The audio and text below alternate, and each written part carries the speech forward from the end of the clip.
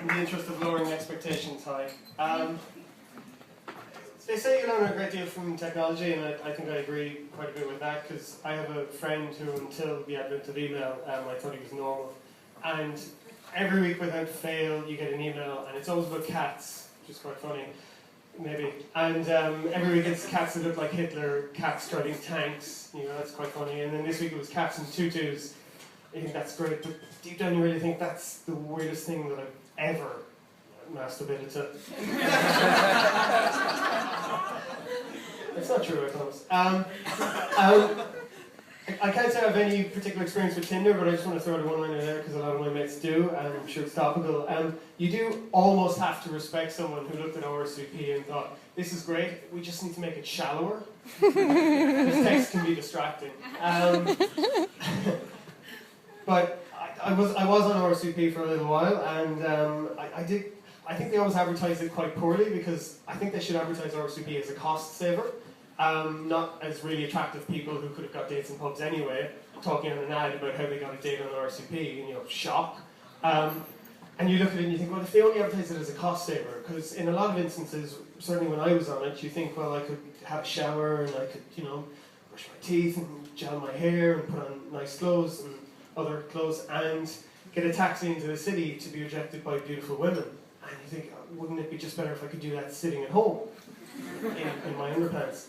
And but what I think is quite weird about it is that the type of things that people write on RSVP are not the type of things that you would say to anyone, or at least I wouldn't anyway. I can't imagine a scenario where you sit down and you actually sit opposite a person and you say, I'm classy, and I'm intelligent, and I'm friendly, and I'm beautiful, and I'm modest.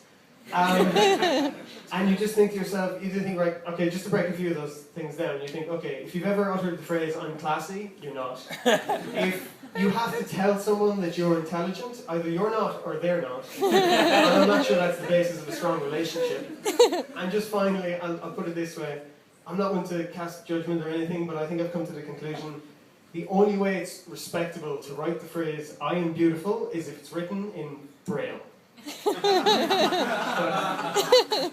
I'm no particular expert. I wouldn't pretend to be. I might be the only person you've ever seen in your life who's actually uttered the phrase, I don't want to get ahead of myself.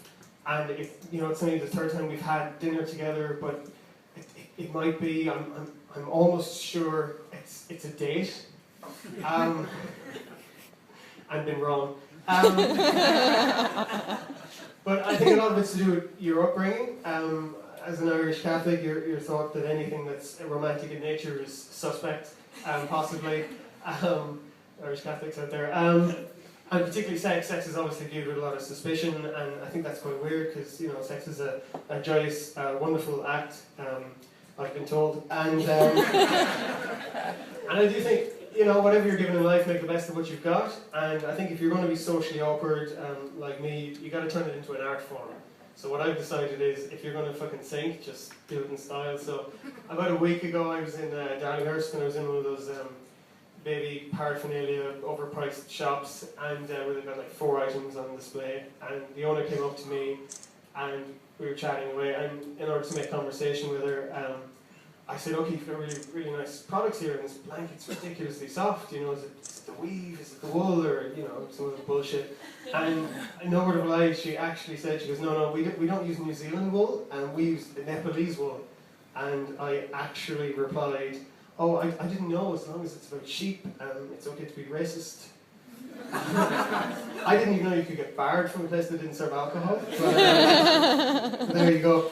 I think part of the problem for me is that I have just terrible problems putting people into pigeonholes, good or bad. Just can't do it with race, nationality. I meet someone, it's pretty fresh, and I came to this realization recently when I was talking to a mate of mine, and we were talking about ex-girlfriends, and I was thinking to myself, okay, you mentioned ladies he dated, and I thought, okay, I dated a tall brunette Irish girl, and I dated a petite Aussie with fair hair, and I dated a red-headed American lady, same height as myself, 6 foot, and I'm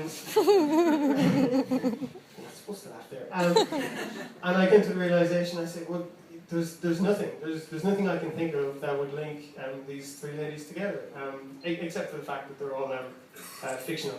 That's